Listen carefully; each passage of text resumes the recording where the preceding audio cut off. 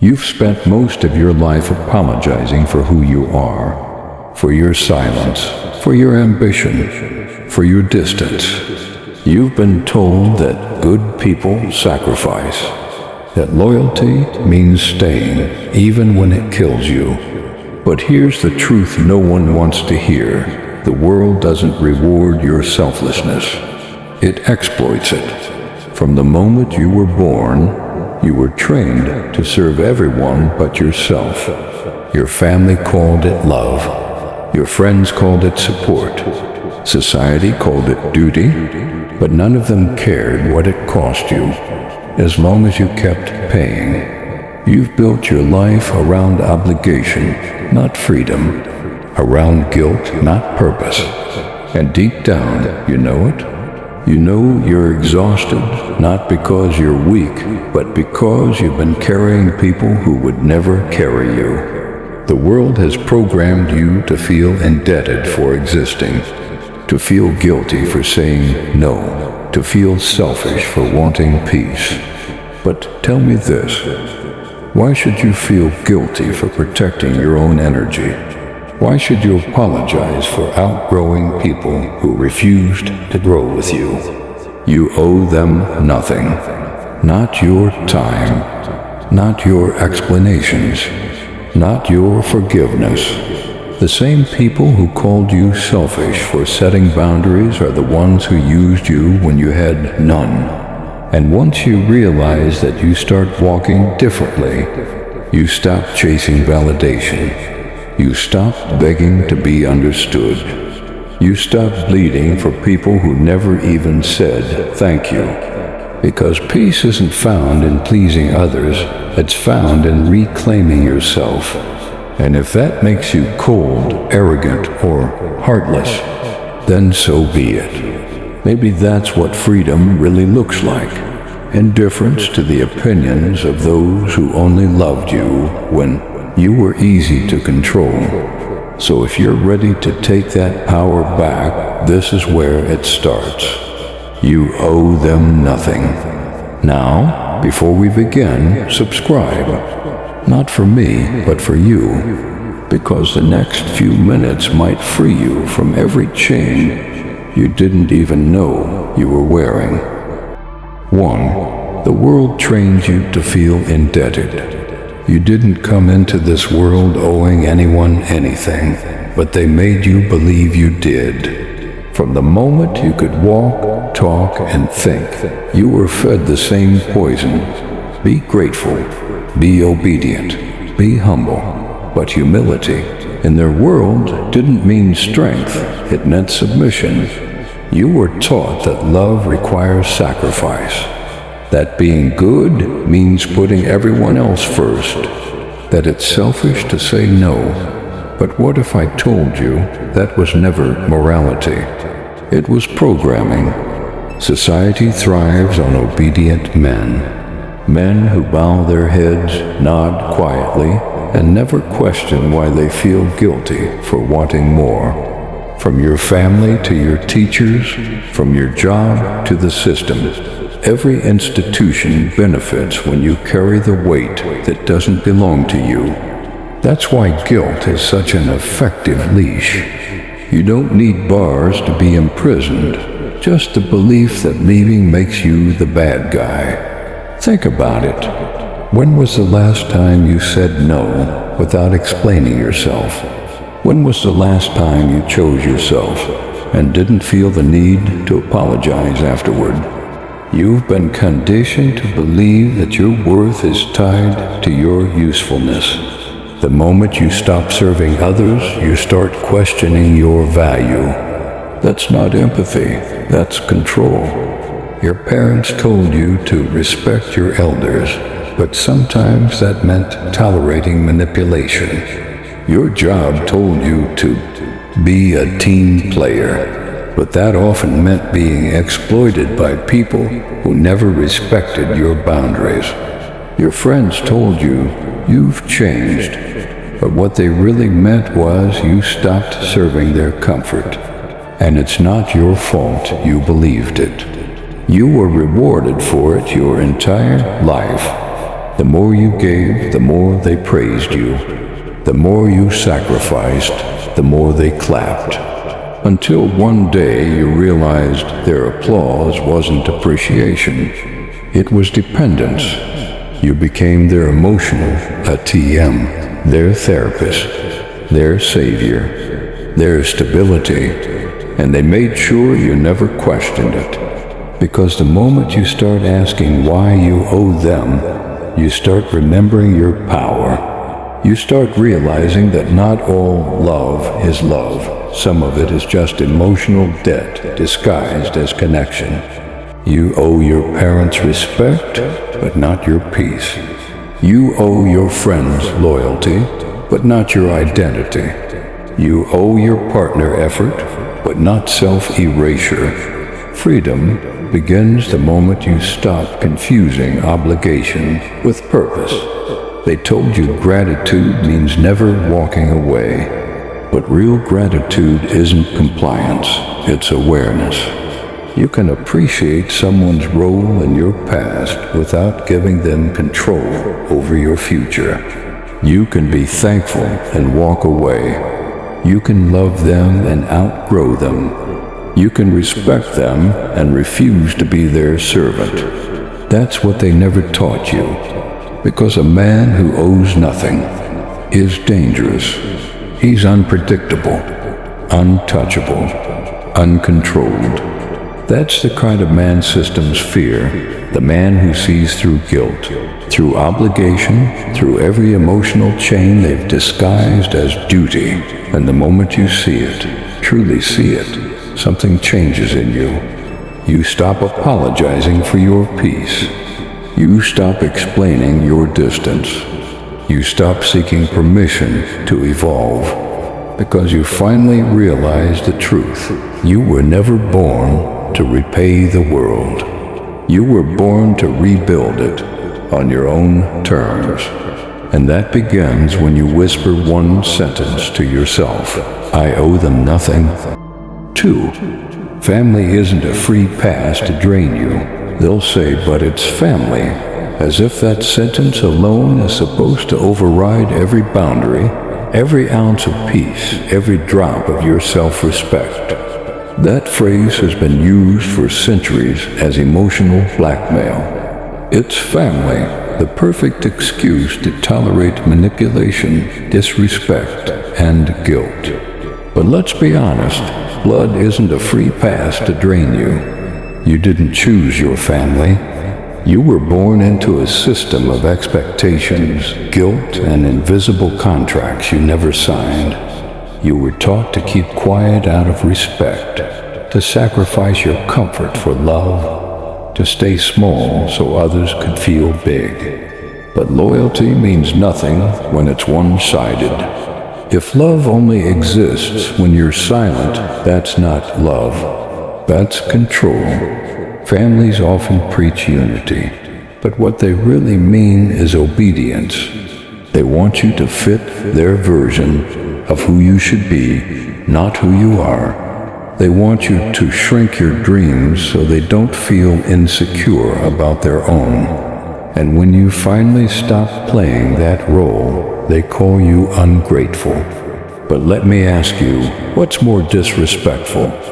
Walking away to protect your peace or staying in a room that kills your spirit? You're not a villain for setting boundaries. You're not cold for protecting your energy. You're not disloyal for refusing to be drained by people who confuse your kindness with servitude. Family is supposed to make you stronger, not smaller. They're supposed to support your growth, not guilt you for it. But most families don't teach freedom. They teach dependence. You're praised when you sacrifice. You're shamed when you prioritize yourself. It's an emotional trade system, one where love becomes a currency used to buy your silence. And that's how generational weakness is passed down. Not through blood, but through guilt. Your father stayed quiet. Your mother tolerated everything. They call it endurance. but you call it what it really was, fear disguised as loyalty. Breaking that pattern doesn't make you disrespectful.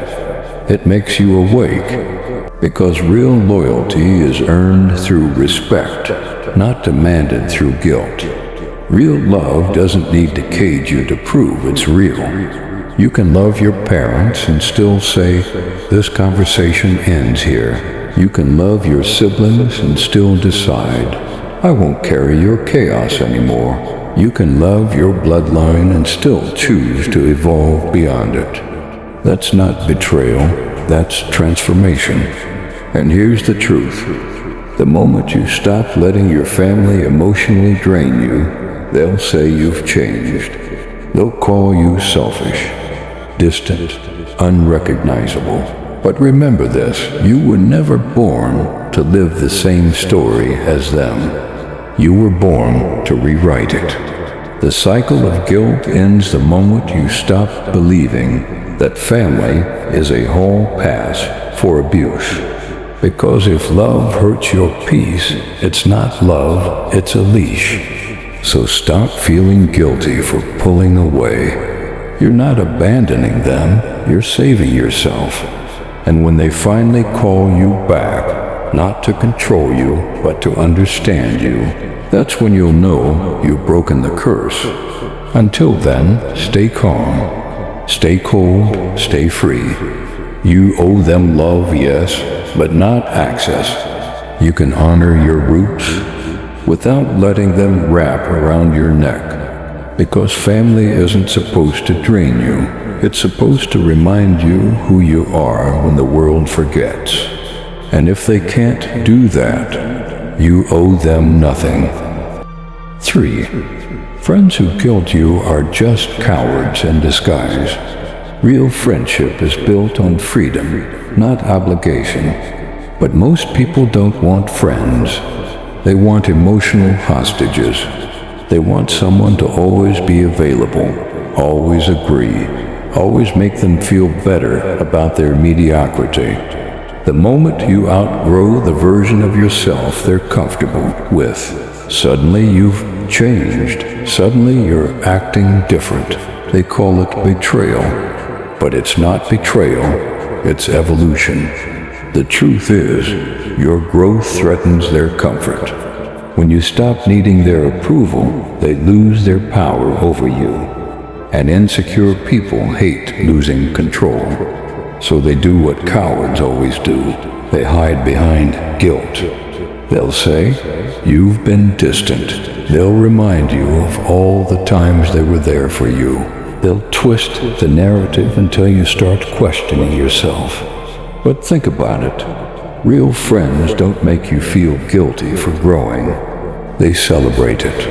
Fake friends make you feel bad for doing what they were too afraid to do themselves. If someone can't clap for you without competition, they were never cheering, they were measuring. They weren't with you because they believed in you. They were with you because standing next to you made them feel relevant. It's a hard truth. Many friendships survive only as long as you're struggling. The moment you start winning, the mask falls off. You'll notice the silence when you succeed. The excuses. The passive-aggressive comments disguised as jokes. That's not friendship. That's quiet resentment. Because they were never inspired by your drive. They were intimidated by it.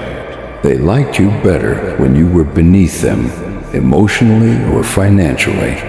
And when they realize they can't compete, they switch tactics. They weaponize guilt. They say things like, "You forgot where you came from. You've changed. You think you're better than us." But listen closely. They don't actually want you to come back. They just want to drag you down far enough that they don't have to feel bad about staying where they are.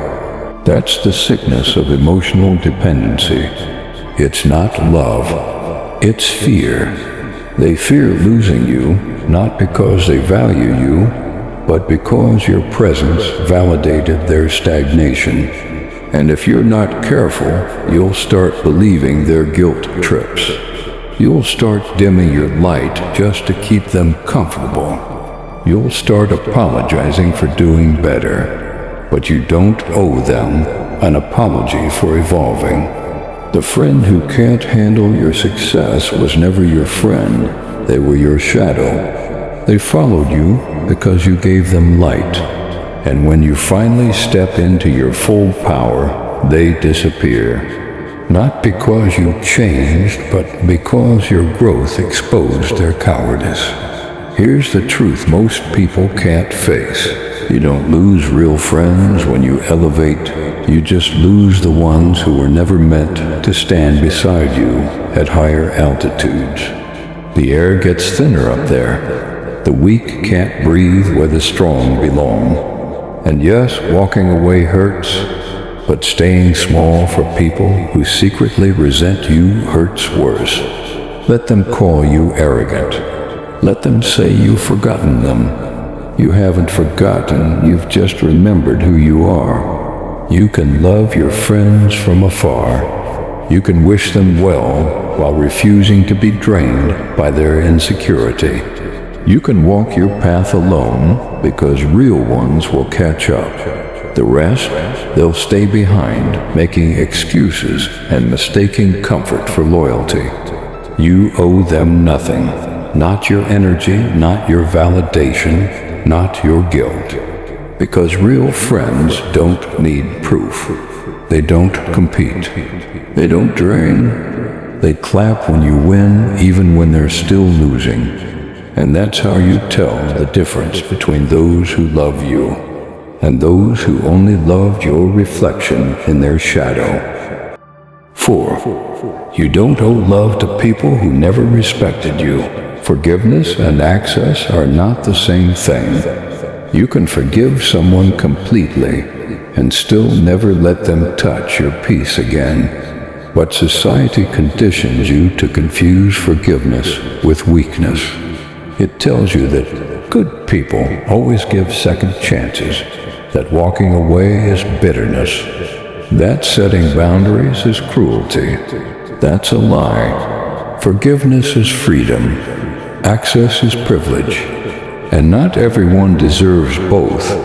Some people only apologize because they want their control back. They don't miss you. They miss the version of you that tolerated their disrespect. They miss the access to your time, your energy, your attention, the things that fed them while starving you. When you stop giving them that, they call you cold. When you stop allowing their chaos, they call you distant. When you stop explaining yourself, they call you arrogant. But understand this. The people who truly respect you never need explanations. They don't have to be told how to treat you. They already know. The ones who broke you will try to convince you that walking away makes you heartless. But tell me, what's more heartless than expecting you to stay where you're disrespected? They say you've changed. Good. You were meant to. That's what healing is, change. You're not cold. You're clear. You've stopped confusing love with tolerance. The truth is, most people don't actually want love. They want emotional access without accountability. They want to drain you and still be called family. They want to disrespect you and still be called friend. They want to betray you and still be welcomed back with open arms. That's not love. That's entitlement.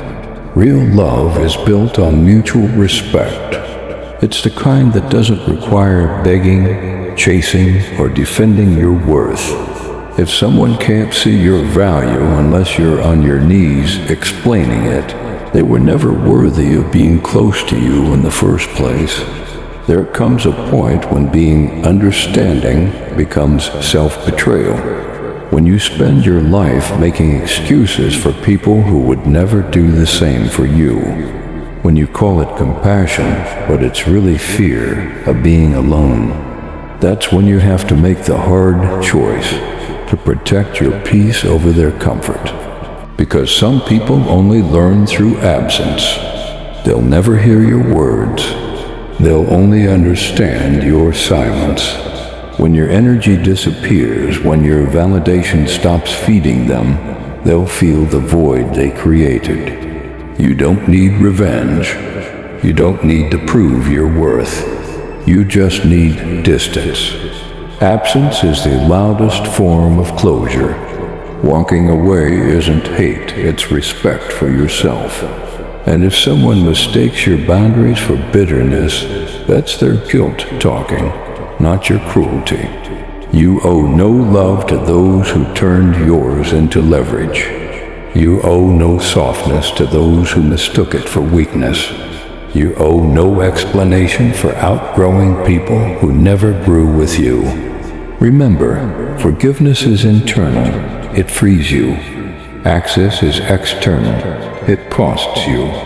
Stop paying emotional rent in relationships that only drained you. Stop reopening doors that God already locked. Stop handing peace to people who only bring war. You can wish them healing from afar. You can pray for them in silence. You can love them without letting them back in. Because love doesn't mean returning to what broke you. It means refusing to break again in the same place. The strongest form of love is self-respect. And sometimes that means saying, I forgive you, but you'll never hear from me again. Let them call you heartless. Let them tell the world their version of the story. Because while they're busy defending their ego, you'll be building your peace. And in the end, peace is the loudest proof that walking away was the right choice.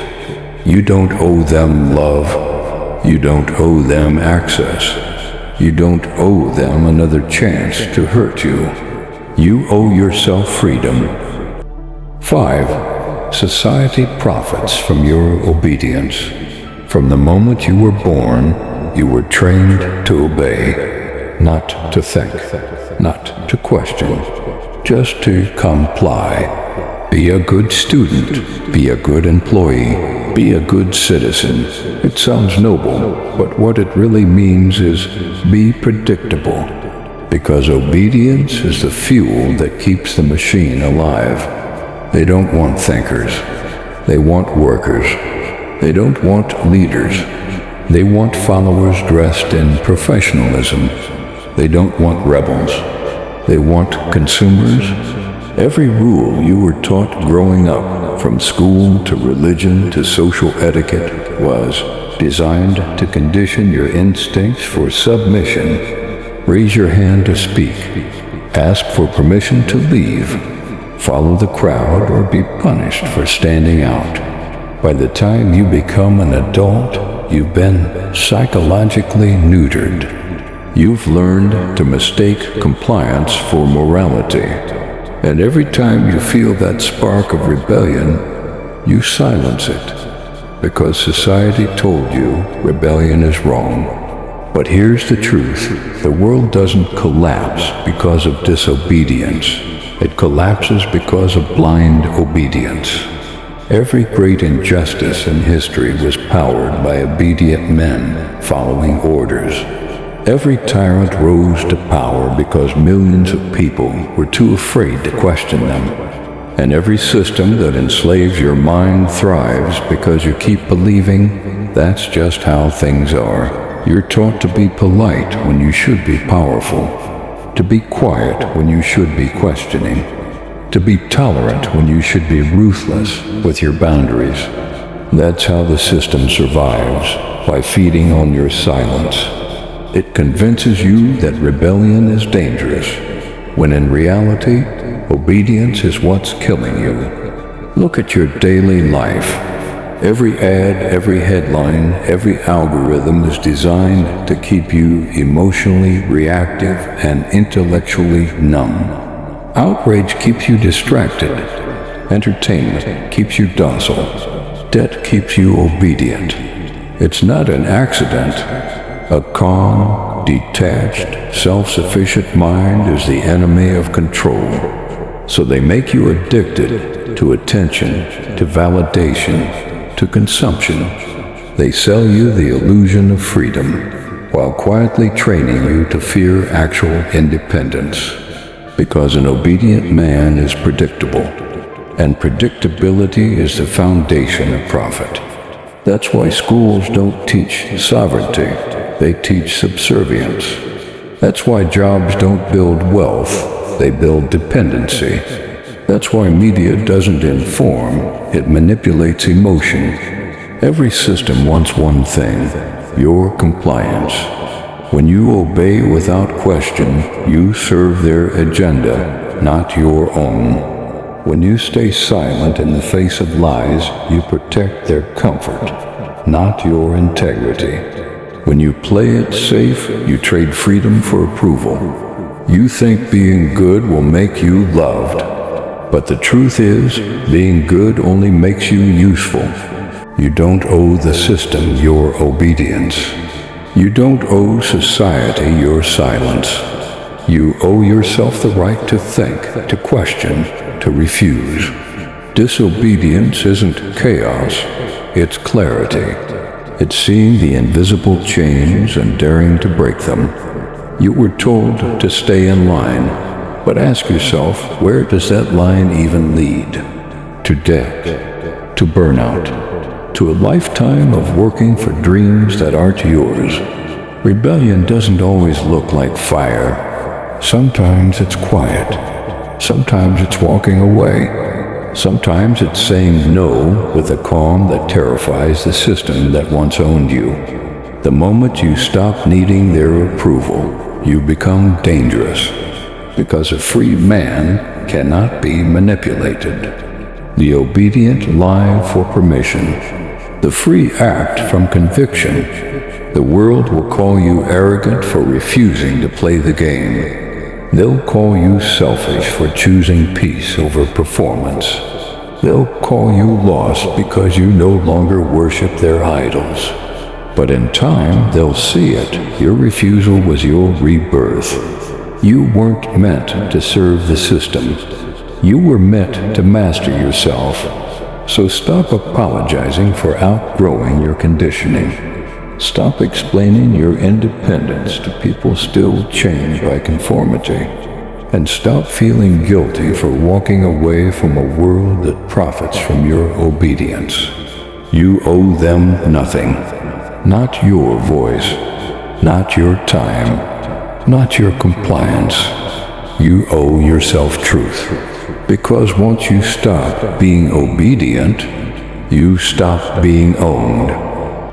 6. Stop paying emotional debt to people who gave you pain. You owe no one closure. You owe no one an explanation for your silence. And you definitely don't owe healing to the same people who caused your wounds. But that's what you've been tricked into believing, that peace must come through reconciliation. That forgiveness requires proximity, that letting go means making them understand. It's a lie. You keep revisiting the past, replaying conversations, rewriting endings, trying to earn peace from the same hands that once shattered it. But pain doesn't dissolve through logic. You can't negotiate closure with someone who enjoyed your confusion. The truth is brutal, but freeing. You don't need their apology to move on. You just need to stop showing up for the punishment. The moment you stop chasing emotional repayment, you break the invisible contract that's kept you enslaved to the memory. Because that's what emotional debt really is, an illusion of fairness.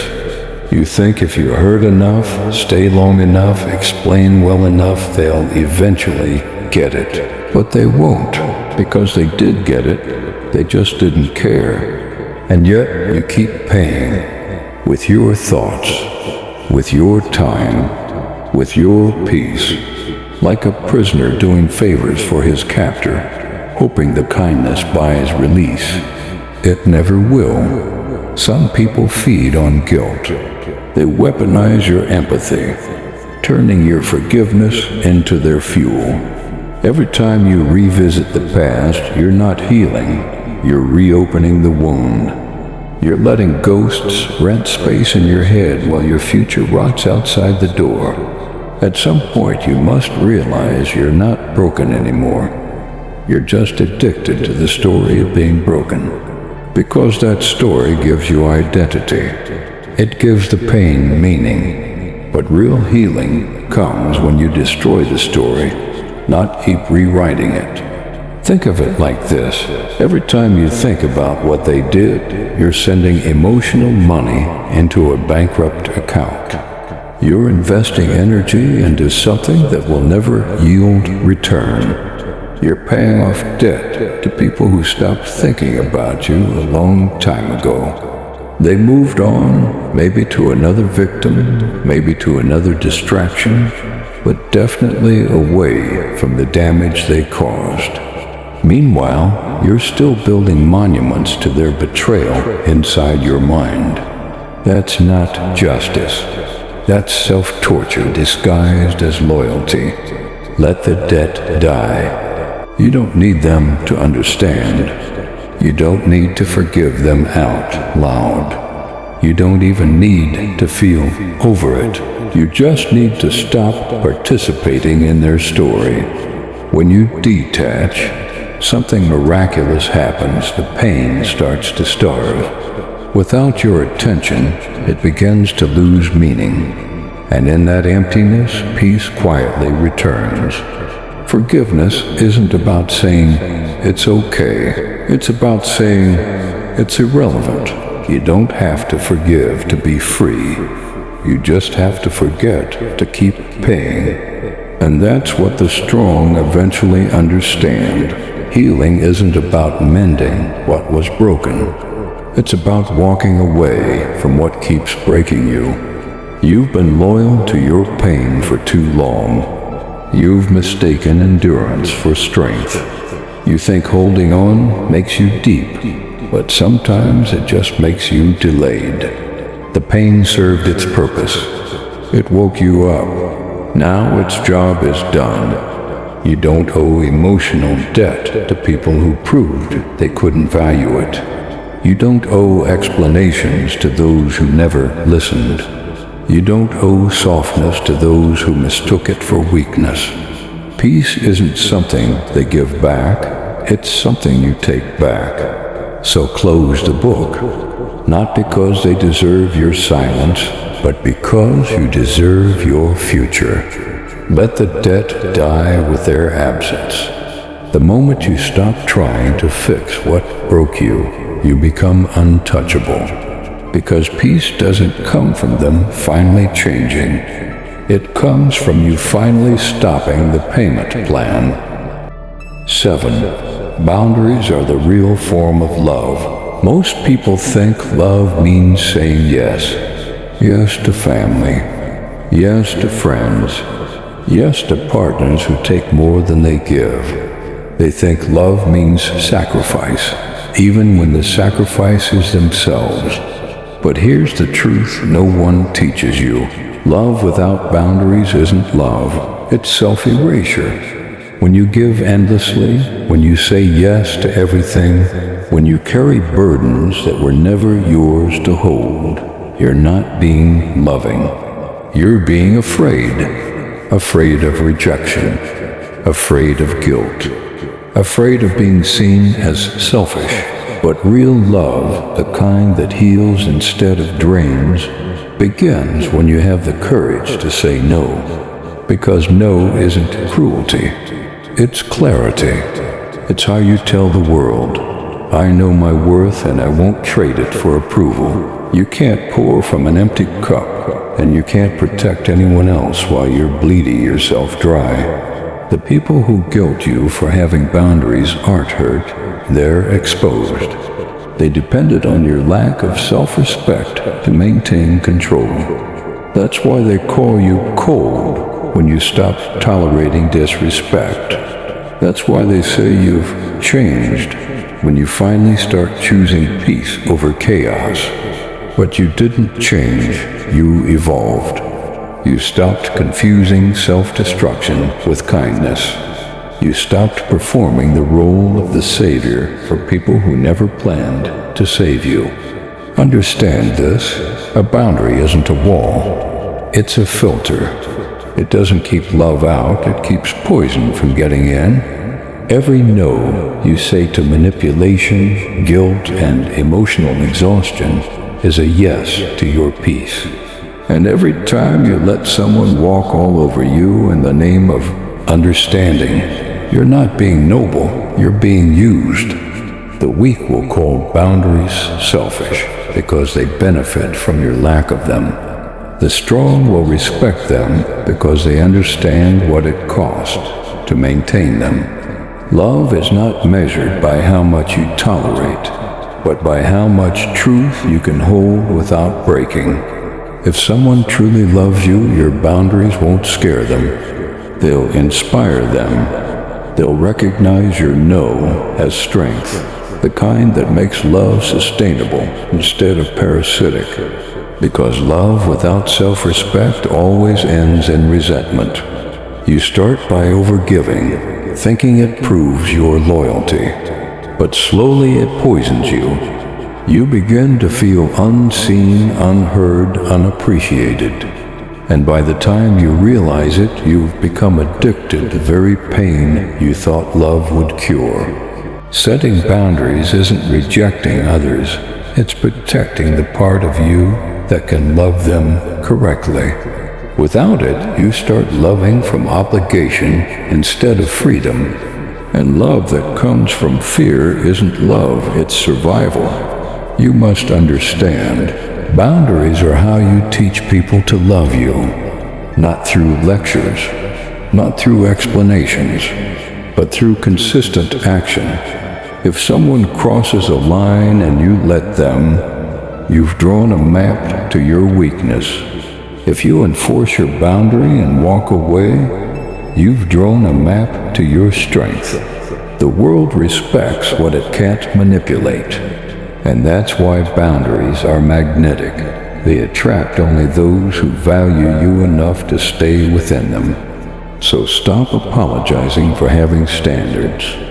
Stop watering yourself down for people who refuse to grow. Stop mistaking self-abandonment for compassion. You owe no one unlimited access to your energy. Not your parents. Not your friends.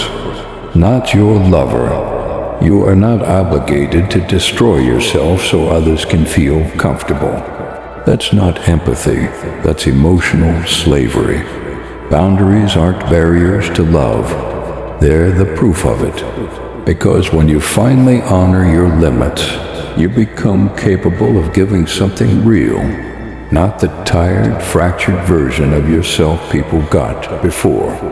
And that's the paradox the world doesn't understand. Saying no isn't rejection. It's the highest form of self-respect. Because when you guard your peace, you don't push love away. You purify it. The people meant for you will never need you to shrink. And those who do were never for you. So the next time you feel guilty for setting a boundary, remember this. You're not breaking connection, you're saving the only one that truly matters, the connection with yourself. And that's the foundation every other form of love must stand on. 8. Freedom begins when you stop explaining yourself. You spend your whole life explaining why you're distant, why you changed, why you walked away, and every time you explain, you give away a piece of your power, because explanations are not clarity, they're permission slips. And when you feel the need to justify your peace, it means you still believe someone else owns it. Here's a hard truth. You don't owe anyone an explanation for the decisions that keep you sane. The world has conditioned you to defend every move. Quit your job. They ask why. End a friendship. They demand reasons. Choose solitude. They call you cold. But silence is not arrogance, it's authority. The more you explain, the more you invite people to challenge your reality. Because explanations are an open door for manipulation. Every why you offer becomes a weapon in the wrong hands. They'll twist your reasons, question your motives, and guilt you into reversing your growth. That's why the most dangerous kind of freedom is quiet. It doesn't argue. It doesn't prove. It just is. When you reach that level where your peace no longer needs to be announced, you've already separated yourself from the world's control. Think about it. The kings, the philosophers, the conquerors, they didn't explain their every move. They acted, then let results speak. Because power is not in being understood, it's in being undeniable. You don't need validation for choosing peace over chaos. You don't need applause for walking away from fake loyalty. And you don't need forgiveness for prioritizing your mental clarity over emotional drama. Explaining yourself is a subtle addiction. You want people to see your heart, to understand that your intentions were pure. But most people don't want to understand, they want to control. They'll keep you explaining just to keep you beneath them. The moment you stop explaining, you create space for your results to speak louder than your reasons. You shift from talking about boundaries to embodying them. They'll call you distant. They'll call you changed. They'll say you've become different, good. You were never meant to stay the same. Growth offends those who benefit from your stagnation. You owe no one a report card on your healing. You don't have to prove why you deserve to rest, to rebuild, to rise again. You don't have to outline the pain that pushed you to isolate. Your silence is enough, because silence, when it comes from strength, is a declaration louder than words. It says, I've chosen peace, and I'm not asking for permission to keep it. Freedom begins when you realize you're not required to convince anyone to understand your worth. When you stop chasing validation, you start attracting respect. And when you no longer explain your standards, you begin to live by them. People who love control will always demand explanations, not because they care, but because they can't handle the version of you that doesn't need them. But you owe no one a narrative. Not your parents, not your friends, not the people who walked away when you started loving yourself differently. You don't need to justify why you're quieter now. You don't need to explain why certain conversations bore you. You don't need to clarify why you'd rather be alone than surrounded by noise. That's not pride, that's evolution. Explaining yourself is like trying to convince the blind to see. It drains you and changes nothing. Your peace doesn't need an audience. It needs protection. So next time you feel the urge to explain, remember this. You're not obligated to make sense to people who thrive on confusion. You're not required to prove you're doing the right thing. You just have to move. Silently, strategically, unapologetically. Freedom doesn't come from being liked. It comes from being unbothered. And the moment you stop explaining, you stop negotiating your worth. You stop defending your boundaries. You stop apologizing for your silence. That's when you finally understand peace doesn't need justification. It needs ownership. Because the man who no longer explains himself isn't misunderstood. He's untouchable. The world will always try to make you feel guilty for choosing yourself. They'll say you've changed. They'll say you've become cold. They'll call you selfish for refusing to be drained. But that's the final test of power. Can you stay loyal to your growth even when it makes others uncomfortable? You owe them nothing. Not your energy, not your explanations, not your peace. You were not born to serve everyone's expectations. You were born to master yourself. And when you finally stop living for approval, that's when your real life begins. The calm, focused, unapologetic version of you is the most dangerous thing this world will ever see. So walk in silence. Protect your energy like it's sacred, because it is. And remember, peace is not found. It's taken back from those who never deserved it. If this message hit you deeply, comment, "I owe them nothing." Below, let the world know you're done explaining, done apologizing, and done serving weakness. And if you're ready to rise with more lessons like this, subscribe, because this is just the beginning of the man you were meant to become. The world doesn't need another follower. It needs another master of self. Welcome to the next level.